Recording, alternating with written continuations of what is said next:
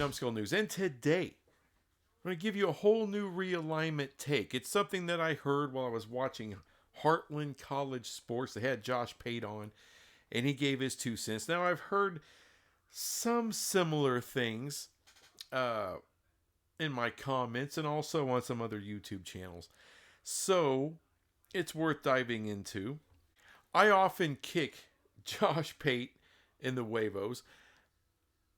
It's just, it's the way he presents himself and some of the things he says I don't like. So, of course, I'm going to attack it. But let me give him a little bit of a shout out here when you're talking those two, the Heartland guy and Josh Pate, when they came together. They addressed the issue of the CFP using TV ratings as part of the mix on who gets in and who gets seated where. Josh Pate actually had a good take on that, which is he doesn't buy into it. Of course, I don't buy into it either. But I do absolutely buy that they would use that as a tactic to get what they really want. A smokescreen, if you will. Like, hey, it could be a lot worse. We're suggesting 4 automatic qualifiers for the Big Ten and the SEC. So it could be a lot worse. We could just go with TV ratings and a few other things in the mix. How about that? So I kind of agree with that whole take. I wanted to give him a little bit of credit as before I commenced to kicking him in the baby makers once again. So his take, and this is coming from Josh Pate on the future of realignment. It's a complete, how should I put it? A wet dream, maybe. Yeah, pretty much that. It's that longing for the old days, for yesterday, for how things used to be, and getting back to tradition and blah, blah, blah, regionality and all that. Of course, both guys love the idea, but Heartland College sports guy, being a younger guy, he sure does have more of an old school take on college football. This is their take. All right, so in the future, 10, 15 years down the road, both the Big Ten and the SEC start gobbling up Big 12 schools, maybe whatever's left of the ACC. They get to about 30 teams apiece. You heard that right. About 30 teams apiece. That's 60 teams in all. So then they restructure everything into regional stuff. You got this West Coast. You got, you could have like the traditional Big 12, like what the Big 12 was in 95. Wasn't that just the sweetest thing? Okay. So to all of the old school college heads, which I'm sure there's quite a few that watch my channel, so you may be disappointed in me when I say this. People didn't do all this changing. People didn't go to the SEC and the Big Ten, Texas OU, USC, UCLA, Oregon, Washington. There wasn't all this movement so that everyone could come back and be the Pac-12 again, or be the old Big 12, or we could do the Southwestern Conference again, or whatever it is.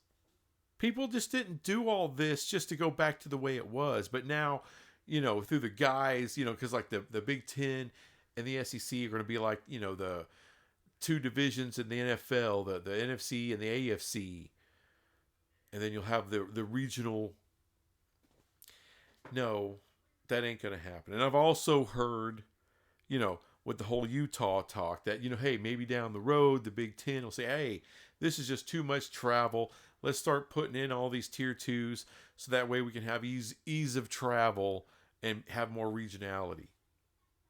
Well, number one, regionality is not a problem for the SEC. So that's out of the mix. That's just straight up out of the mix. And like I said, they're not going to water down their conferences. Because a question that was asked during this show, this podcast on Heartland College Sports is, is Oklahoma State going to make the same as Texas and OU? And Ohio State and everybody else? No. Why did Texas know you go to the SEC to make more money? Are they going to give up? Because you would have to unask some money because you're bringing in a dilutive program. You're going to have to unask some money to cover them. Oh, we'll just pay them at a different rate. Oh, just pay them at a different rate. Like what rate? Like the same rate they're making in the Big 12? Then why go? The only reason to go to one of those two big conferences is to make more money. You know, people keep having these crazy, and this is the take by Josh Pate. The reason that drives me nuts, okay, it's because he wants to get into his DeLorean and go back to 1985. That's what he wants to do. And there's a lot of people like that. I'm sure there's people that are watching and are fans of this channel for whatever reason that wish the same thing. Man, I wish we could go back to 85, to 95. Even I'll take 2005. There's no going back. We're here now. Live in the here, live in the now. If you're basing your speculation on what was 20, 30, 40 years ago, forget about it. There is no going back. And all these people that want all this regionality, the SEC is regional. And they're going to stay regional. They have no desire for coast-to-coast travel. None. The Big Ten, that's how they made their money, going coast to coast, the biggest markets. It's two different ways, you know. And the Big Ten, they're good at football. They really are. Now, I would say classically, traditionally, they're not the SEC, but they're one of the last two national champions. That counts for something, okay? But all this talk, the 30-team thing, blows my mind. In no way, shape, or form is there going to be a 30-team SEC or a 30-team Big Ten. Get it out of your head. It's never happening. Ever. Hell, they're not. The talk of 24 is laughable. 24? Well, maybe, a couple realignments.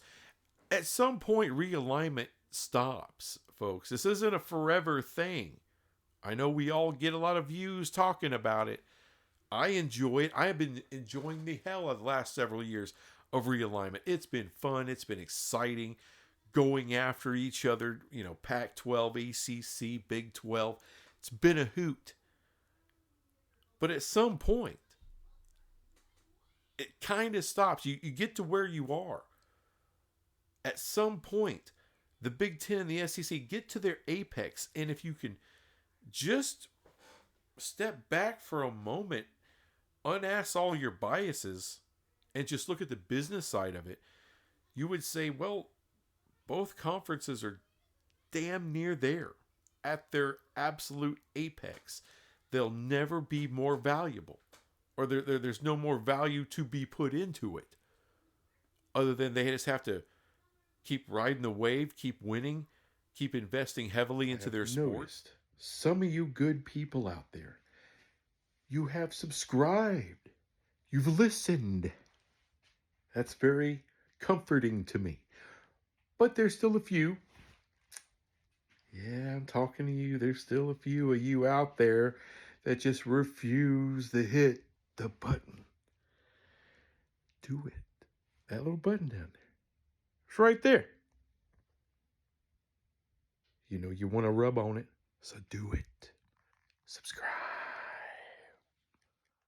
And there's just not a lot of places, not a lot of schools that fit that. In the Big Ten, it's the same thing. There's not a lot of schools that fit the criteria of the Big Ten. And I'm not talking about all your academics and AAU bullshit. I'm just talking about teams that invest heavily in their sports and are big draws, big markets, big brands. I mean, I've been talking about Fox, NBC, and CBS. They want more premium matchups. I've been talking premium matchups for, going on 2 years now. That is what is wanted in the next wave of realignment. That's why I talk about Florida State and Clemson being the number one and number two biggest gets. Miami, a big get. And I poo-poo a lot of these other teams that people talk about, whether they're Big 12 or a tier down in the ACC. I'm talking about UNC. They're not on Florida State or Clemson or Miami's level as far as football, because football is the big driver here. I know UNC's got a lot of value. Football value, it's lacking. And when the realignment is focused, laser focused on football brand, football matchups for big advertising dollars, that's what it's about, people. And I'm sorry, when I look at those two conferences, there's just not a lot left to be put in there. People want to willy-nilly talk about Kansas, Utah, or and like I said, UVA. And I've talked about UNC forever. Those teams just don't have the requisite value. Like I said, I'll believe it when I see it. But there's no part of any of those schools. And they all got value. Utah's a fantastic football program, usually. They got a really passionate fan base. They show up, they watch. That's important. Kansas, legendary school. UNC, legendary school. UVA, legendary school. They all have different strengths and different weaknesses, but no one's strength in any of that is top shelf freaking ratings. Huge monster brands. It ain't there. Not in football, it ain't.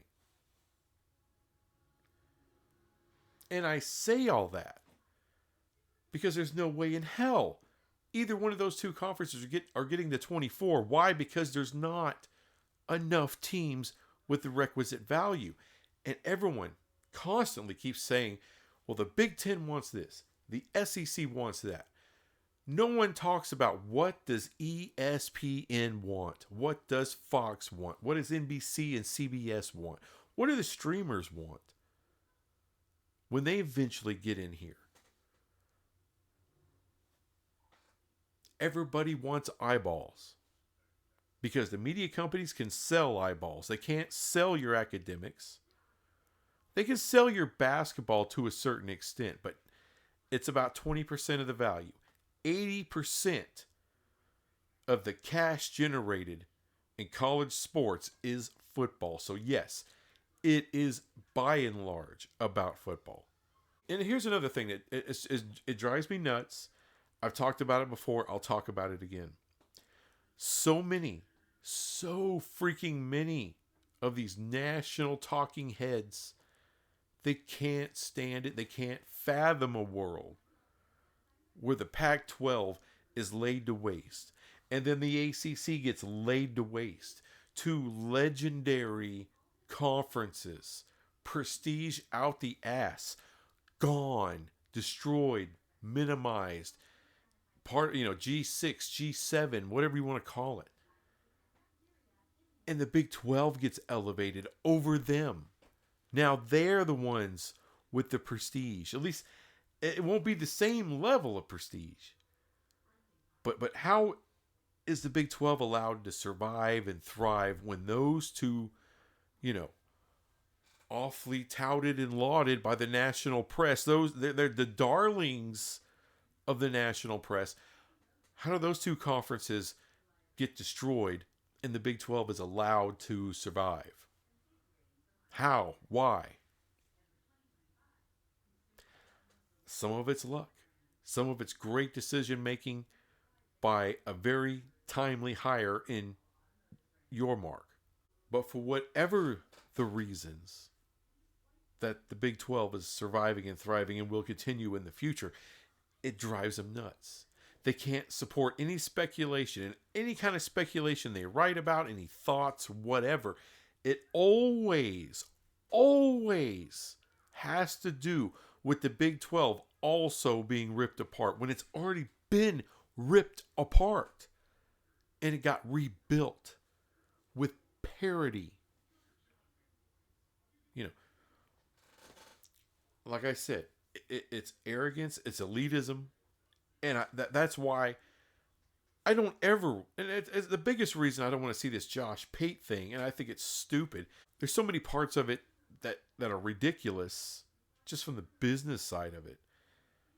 But on a personal note, I don't want Texas and OU back. Nebraska would be fun, but Texas and OU, no. I like what we have, and I want to build what we have.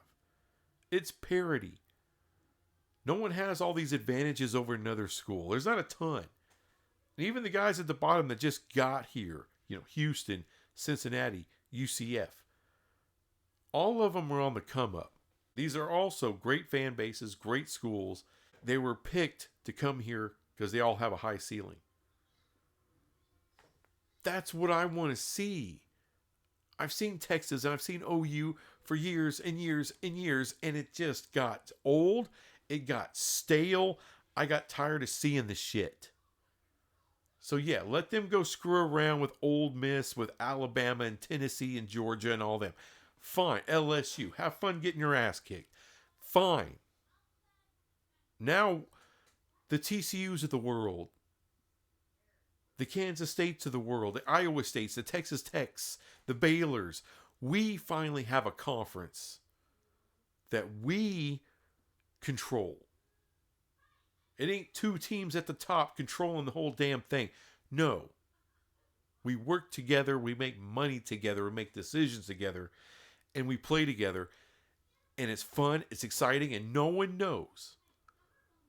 There's no, oh, this team's going to win the conference next year. I mean, Arizona State can repeat, sure. Utah can come back to prominence. It could be Iowa State. It could be Texas Tech with all that oil money. Oklahoma State, no one's talking about them. Oh, but they can come back. TCU, Josh Hoover, loyal, telling Tennessee to kick rocks. He's a damn good quarterback. He's only going to get better. He's only going to get better. Baylor, oh, their quarterback position's pretty damn nice too. Kansas can make a comeback. Folks, this damn conference is deep as shit in coaches, in quarterbacks, recruiting, the whole thing. It's a hell of a conference. It's fun as hell. I'm looking forward to, dude, I'm counting down the days the next college football season. Why? Because I want to know who's going to win this conference. You can make cases for about 8 or 9, 10 teams. 8 or 9 or 10 teams. You can't do that in the SEC. And you can't do that in the Big 10. But you can do it here in the Big 12. And as it stands right now, you can't do that in the ACC. Can't do it. You can't go 8, 9, 10 deep in the ACC. You can here in the Big 12. And it's going to be like that every year. 8, 9, 10 deep, talking about teams with a legit shot at winning the Big 12 next year. That's what I'm about. That's what I'm about. Ultimately, that's it.